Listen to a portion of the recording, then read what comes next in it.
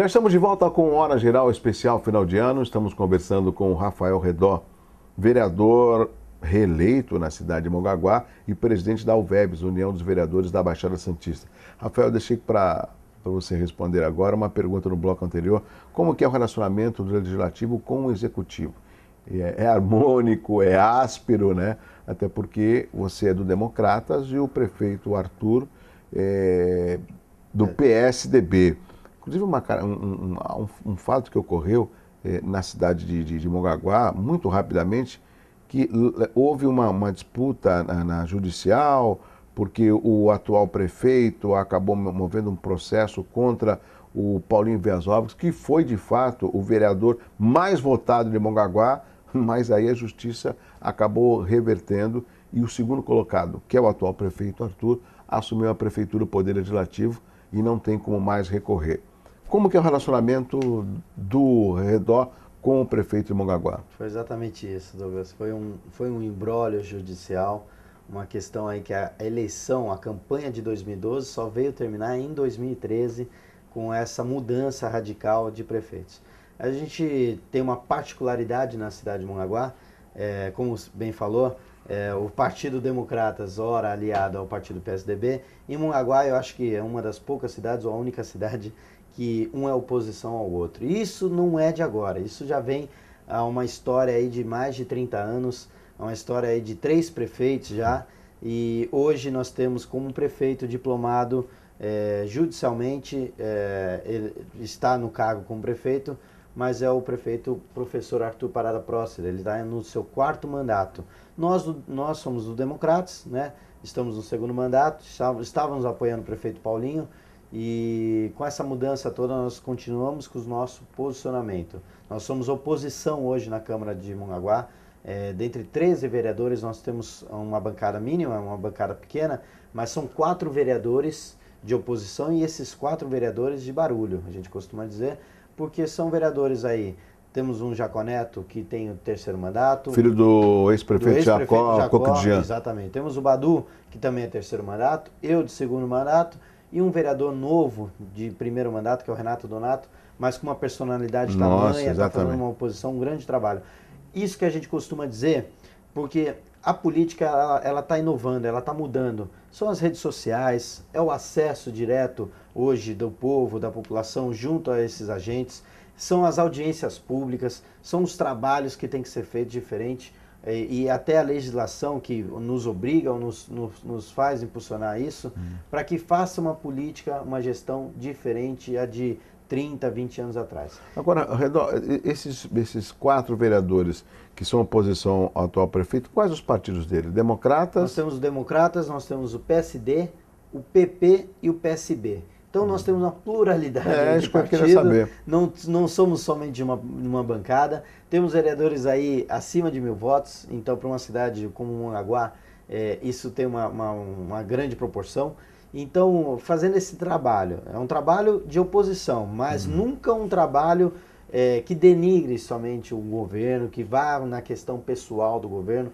Pelo contrário, a gente propõe o diferente, a gente quer o bem da cidade, a gente quer os melhoramentos para a cidade, a gente apoia muitas das vezes os projetos, as obras, tudo que está sendo feito pelo Executivo e pelo Prefeito. Só que nós temos também a nossa parcela, nós temos também os nossos princípios, as nossas ideias, os nossos projetos. Isso, por hora, às vezes não é respeitado. Dentro da cidade é uma particularidade porque é uma briga já histórica, é algo que decorre na cidade há mais de 30 anos, então isso acaba influenciando e dividindo os grupos. E não é o que a gente precisa, né? Não, o que você fala de dividir os grupos me preocupa mais é a cidade. E a cidade não sofre com isso? Sofre muito, a gente acompanha, porque não é somente o vereador, a representação ali de um vereador. É aquele comerciante, é aquele servidor público, é aquela pessoa que trabalha de ambulante, de feirante, aquela pessoa, o munícipe no geral, ela sofre com isso, porque realmente a cidade fica dividida, eles têm também nós vivemos uma democracia, eles têm também os seus ideais, eles também querem apoiar quem eles acham que deve representar melhor eles, e aí, quando acontece, principalmente pelo que aconteceu, dessa mudança radical judicialmente, fica uma parcela para um lado, uma parcela da população para o outro, isso acaba atrapalhando o desenvolvimento da cidade. Acabam com os projetos, acabam com os investimentos, acabam com uma série de fatores que estava vindo somente para o desenvolvimento da cidade. E hoje, infelizmente, a gente volta a estaca zero, passados aí esse primeiro ano desse novo governo, desse novo antigo governo, nós acompanhamos que Mongaguá ela teve que dar uma parada, parou-se os investimentos, parou-se as obras, não tinha empreendedores na cidade, e isso hoje vai ter que ter um trabalho aí de longo prazo, médio e longo prazo, para a gente retomar esse crescimento que a cidade tinha. E é uma cidade pequena, uma cidade linda, uma cidade abençoada pela natureza, tem a praia muito perto da costa da Mata Atlântica, tem a zona rural, tem o Pouso das Antas, tem a maior plataforma de pesca. Que ficou um tempo parada, aguardando, né? Ficou 8 anos parada. Absurdo. Retomado o seu trabalho, retomada a reforma e a manutenção, ela voltou a funcionar agora em 2010 para 2011. Na época do Paulinho Versóvios. Na época do prefeito Paulinho. Então a gente sabe que o Democratas, o partido, por esses prefeitos, pelo Paulinho, pelo Jacó, por tudo que aconteceu na cidade, tem muito trabalho também, teve muitos ganhos na cidade, muitas melhorias. Então a gente sabe que a cidade ela tem que se desenvolver, ela tem que crescer, ela tem que andar para frente. Enquanto ficarmos só numa briga política, numa briga partidária, nós vamos estar sempre retrocedendo com o desenvolvimento da cidade. Não é isso que a gente propõe. A gente, como oposição, a gente faz o ao contrário. A gente propõe, se teve alguns erros, alguns fatores lá atrás, que a gente não erre de novo, que a gente não faça de novo, porque a cidade, ela pecou muito já por esses erros, ela perdeu muito já por essas questões. Então, a gente torce que Mongaguá seja, dentro da Baixada Santista, uma potência, uma cidade até pequena, mas uma potência talvez turística, turismo rural, turismo esportivo, turismo das suas praias, o que quer que seja, mas que seja na região da Baixada Santista uma cidade com visibilidade. Né? Você falou importante, a vocação da cidade de Mongaguá. Nós temos a região metropolitana da Baixada Santista, que é composta de 9 cidades, e cada cidade ela tem uma característica com relação ao turismo. Turismo que, ao meu ver, não existe, né? Um turismo metropolitano. A gente conversava recentemente com o Alex Mendes, que é o presidente do Convention Bureau, e ele falava da importância de se ter uma ação de turismo que contemple todas as 9 cidades. Por exemplo, o que adianta nós termos o maior número de pessoas que embarcam e desembarcam das temporadas de cruzeiro se elas não pernoitam, não passam alguns dias aqui na cidade? Você vai embarcar no sábado, porque, por exemplo, o Redó, se você vai viajar, vai embarcar no sábado para viagem, você não trabalhou na sexta e no sábado você vai embarcar. Você já tirou aí alguns dias, 10, 15 dias, desses 10, 15 dias, 5, por exemplo, você vai viajar. Então, que chegue, vamos supor, uns 2 dias antes, vá conhecer o Poço das Antas em Peruíbe, vá conhecer o Poço das Antas de Mongaguá, vá conhecer a Lama Negra de Peruíbe, vá conhecer a Cama de Anchieta na cidade de Itanhaém, vá conhecer o Forte de Praia Grande, por exemplo, e a bela praia, um espaço enorme de areia. Vai até São Vicente, você tem o Monumento Niemeyer, tem a Vila de São Vicente, né? Você tem aqui na cidade de Santos, tem a Bolsa do Café, você tem o Memorial das Conquistas, em Bertioga você também tem os fortes, né? Em Cubatão você tem o Cotiapará, tem o Perequê, Guarujá, as belas praias, uma boa gastronomia, ou seja, tem tudo isso para ser movimentado e eu tristemente não vejo. Será que o VEBS não podia discutir em 2014 uma câmara temática do turismo ou já existe? Com certeza. Douglas, a gente sempre tem que pensar metropolitanamente falando, né? É isso mesmo. Essa é a nossa região. É o que você citou, todas as cidades, as 9 cidades, e deu o exemplo, o básico. Eu peguei um ponto de cada uma. Mas imagina o quanto tem ainda de pontos turísticos, de locais para visitação, todas essas cidades, toda a nossa região. E isso às vezes a gente vê acontecer em outros lugares, pessoas que viajam e andam horas de avião, horas de jipe, horas de trem, ainda para chegar num lugar. O lugar é lindo, é uma natureza exuberante. E aqui que está tudo muito próximo a São Paulo, próximo à região de Curitiba, próximos a outras regiões importantes do país, e nós temos aqui importantes pontos turísticos que às vezes não é ou divulgado, ou não é bem frequentado, ou não tem uma estrutura talvez ainda para estar fazendo dessa recepção. Certo. E aí a gente tem que voltar sempre àquela máxima dos trabalhos de vereadores, o trabalho de cooperação entre todos, porque nós, até como vereadores, nós temos aí algumas informações, algumas pontualidades dessas questões que a gente tem que estar trabalhando em cima para reverter. E o maior trabalho aí que Santos tem, como foi bem dito aí, da questão das pessoas que embarcam, né, para os seus cruzeiros, eles não conhecem a nossa região. Eles vêm, às vezes, de São Paulo, vêm de outras regiões do Brasil, descem de avião, embarcam e vão conhecer Rio de Janeiro, vão conhecer a Bahia, e aqui a nossa região, que tem diversos pontos essenciais, eles não conhecem. Então, isso daí realmente tem que ser melhor trabalhado. Nós temos, dentro da União de Vereadores, algumas câmaras temáticas, algumas comissões. Temos as comissões prioritárias, né, que são os trabalhos essenciais, como de segurança, a da saúde, mas questões como o que a gente pode aproveitar muito bem, até pelo que vive o Brasil hoje, como uma comissão de vereadores das questões do esporte, justamente pela questão de Copa do Mundo e Olimpíadas. Uma questão também como a de turismo, tem que ser extra trabalhado, porque são questões também que trazem um retorno para a gente, trazem uma visibilidade para as nossas cidades. Alguns vereadores, a gente sempre costuma pontuar, porque antes de ser vereador, a pessoa tem uma profissão. Uns são médicos, outros são advogados, outros são jornalistas, Sim. Outros são os estudantes. E essas pessoas que trazem, às vezes, um know-how, a sua experiência de vida como munícipe, né? E trazem para a vida pública essas experiências, e a gente procura sempre semear, ver aqueles vereadores que são dessas áreas. E nós ainda não criamos ainda uma comissão, uma câmara para a questão do turismo. Mas outras comissões, outras câmaras que são até interligadas, porque tem algumas coisas que a gente costuma falar, uma depende da outra. A educação, que tem uma representatividade aí por vereadores, professores que trabalham na área, tem uma interligação com outras áreas de cultura, a própria área do esporte. Então tudo depende muitas vezes das questões debatidas na educação.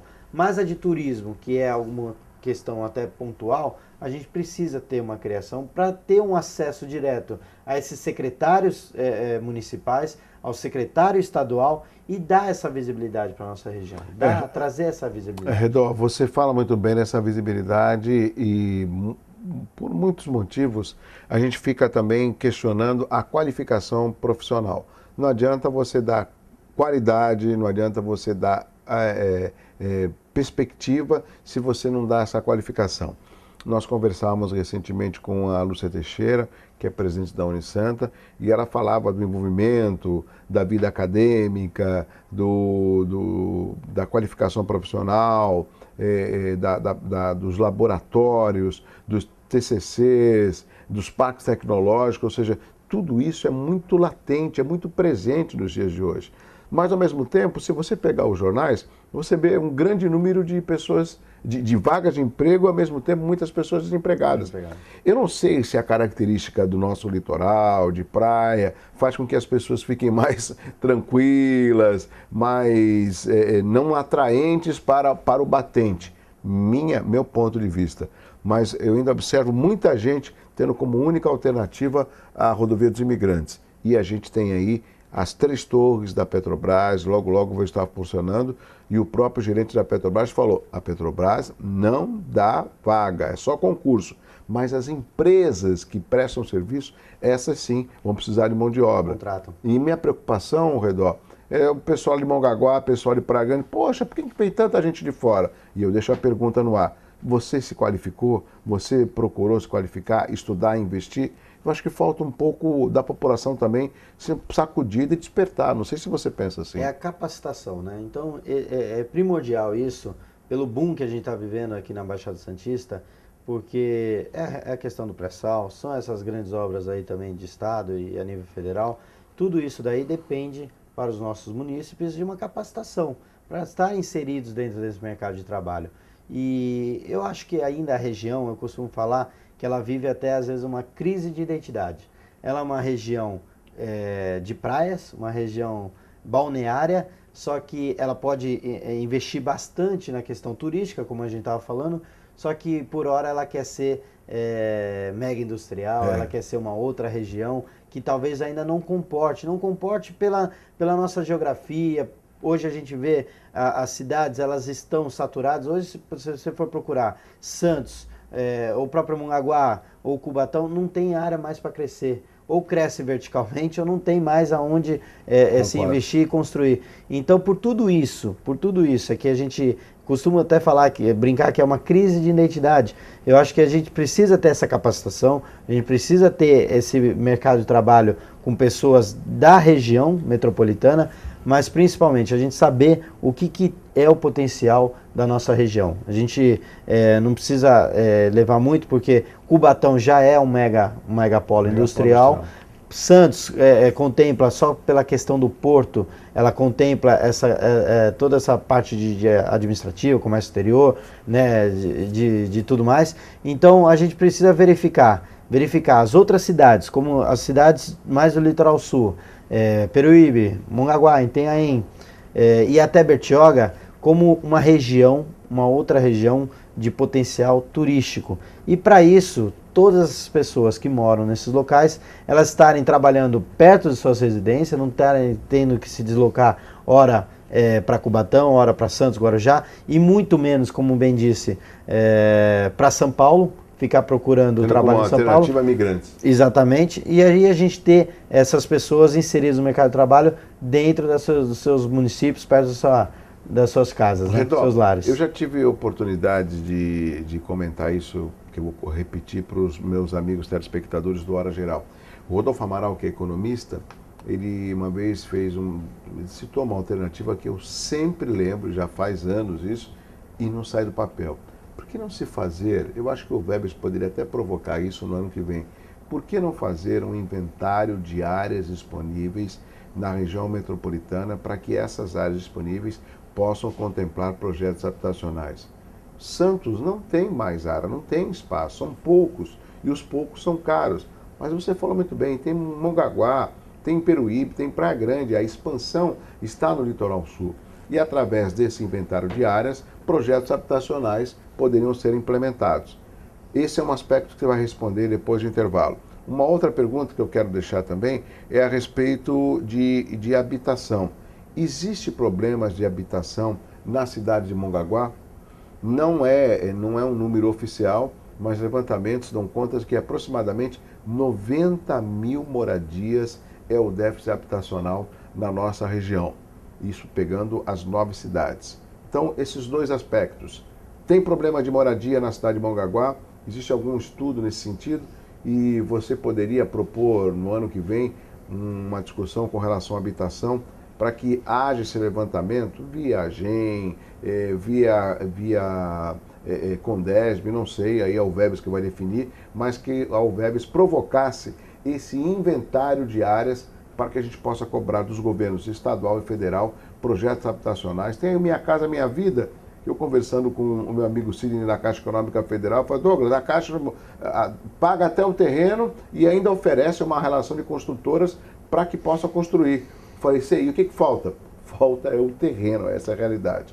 Então, o Rafael Redó responde à questão habitacional no último bloco do Hora Geral, que volta depois do intervalo.